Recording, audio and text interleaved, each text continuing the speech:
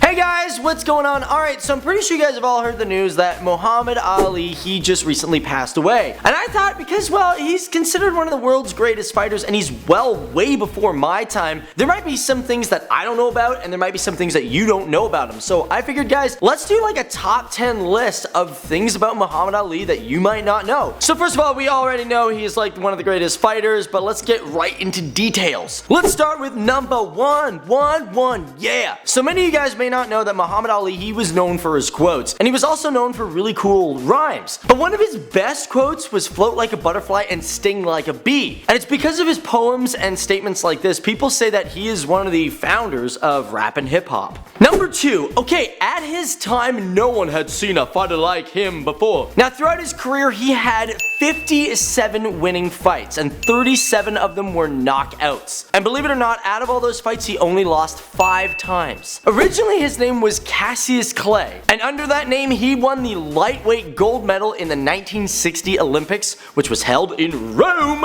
Number 4. So you guys might be wondering, okay, where did he get the name Muhammad Ali? Well, this is all after Malcolm X made him a member of the Nation of Islam. But at that time, he was known as Cassius X. But eventually, he kind of split from that church and then he changed his name to Muhammad Ali, which we all know him as that big boxer dude. Number 5. Now, funny thing is, Muhammad Ali's mother raised him as a Baptist. And although you might think, well, you know, once you change sides, you don't really believe in all that sort of stuff, he says that he still respects his mom and respects his mom's God. They just, well, call him a different name. Number 6. During the 1960s, actually in 1967, he refused to step forward when his name was called for the draft. Now, he could have seen some serious jail time, but he took his case all the way to the Supreme Court. At that point, he stated the famous line that he was a conscientious objector, basically not wanting to kill another man. Eventually, because of this, the New York Boxing Commission stripped him of all his medals and titles. And because of that, he didn't return to boxing until like 1970. Number 7. In 1984, Muhammad Ali was diagnosed with Parkinson's disease, which is one of the reasons of why he left boxing. Number 8. One of his most famous fights was called the Fight of the Century,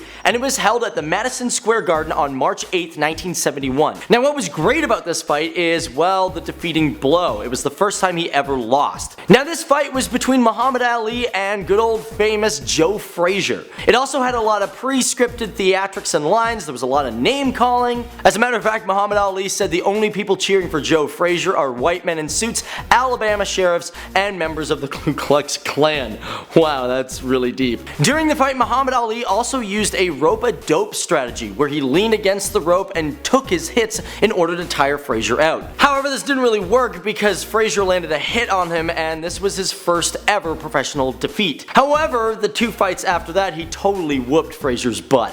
Yeah! Number 9. Okay, here's just a cool thing that I found out and I was like, no way! Because like when I think of boxers, I think of them like in a gym, fighting all the time. But for that fight, he actually trained in a small farm in Reading, Pennsylvania. I guess he just liked the farm and outdoor atmosphere. Eventually, he moved to a 5-acre site in a village near Deer Lake, Pennsylvania. And he used this area to train until he finished his last fight on December 11th, 1981 with Trevor Berbrick. And lastly, guys, we all know Muhammad Ali as a great fighter, but believe it or not, this guy was so inspirational, he became a great spokesperson and a human rights activist. He met so many people like John Paul II, Queen Elizabeth, Nelson Mandela, for crying out loud. But back in the day, he also even met Saddam Hussein, who he helped broker the release of soldiers captured during the invasion of Kuwait. And believe it or not, in 2001, he asked for the release of hikers that were captured during that time. And he's even spoken out against that new boob Donald Trump for that Muslim ban that he has cooking up in his brain.